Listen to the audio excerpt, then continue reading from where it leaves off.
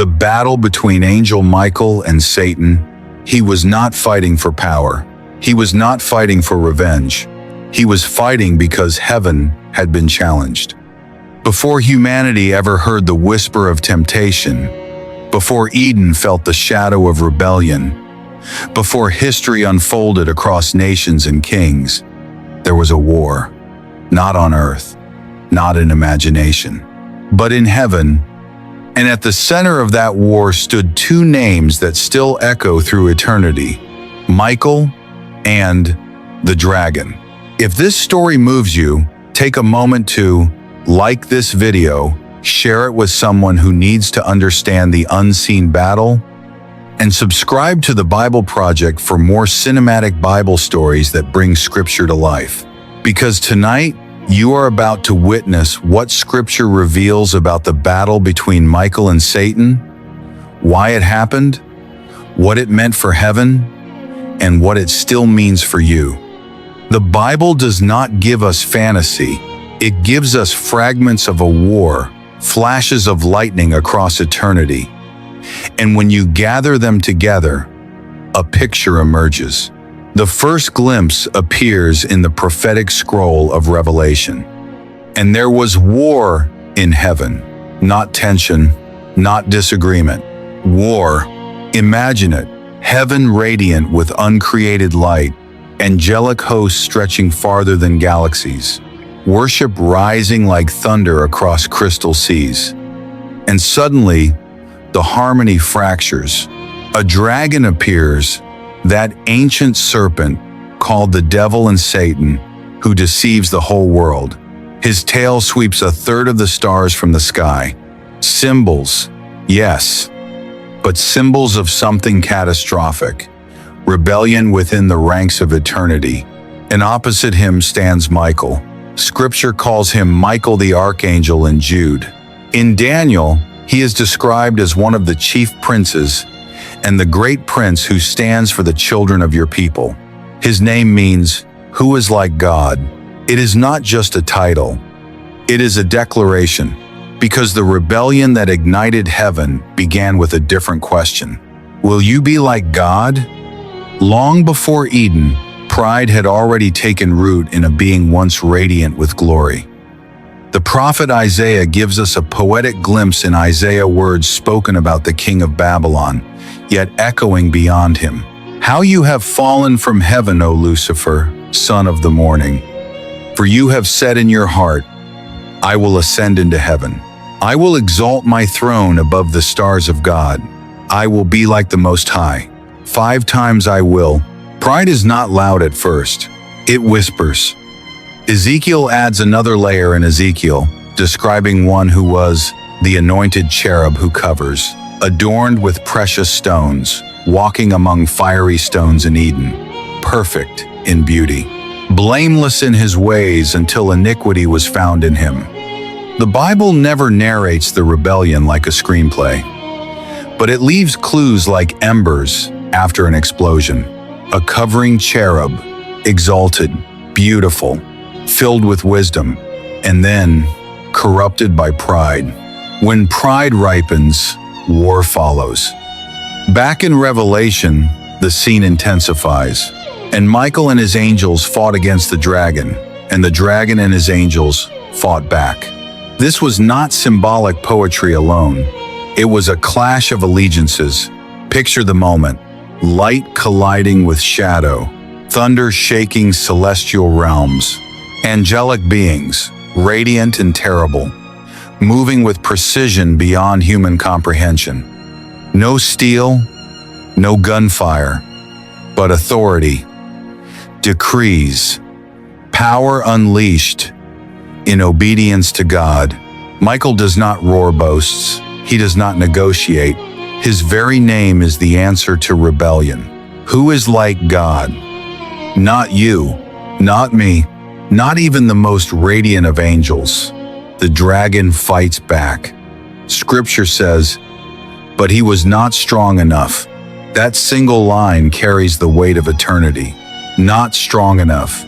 All his beauty, all his former authority, all his persuasive deception, not enough. and then comes the verdict. The great dragon was hurled down, that ancient serpent called the devil and Satan. He was hurled to the earth, and his angels with him. Heaven erupts in proclamation. Now have come the salvation and the power and the kingdom of our God and the authority of his Christ. The accuser is expelled. This is the first great expulsion, but it is not the last confrontation. Because Scripture shows us something astonishing about Micheal. He is not reckless. He is not self-exalting. In Jude, we are told of another mysterious moment, a dispute over the body of Moses. It says, Micheal the Archangel, when contending with the devil, did not presume to pronounce a blasphemous judgment, but said, "The Lord rebuke you." Even in conflict, he defers to God's authority. This is not ego versus ego. It is submission versus pride. And then there is Daniel. Daniel prays, fasts, seeks understanding, and for 21 days, nothing seems to move.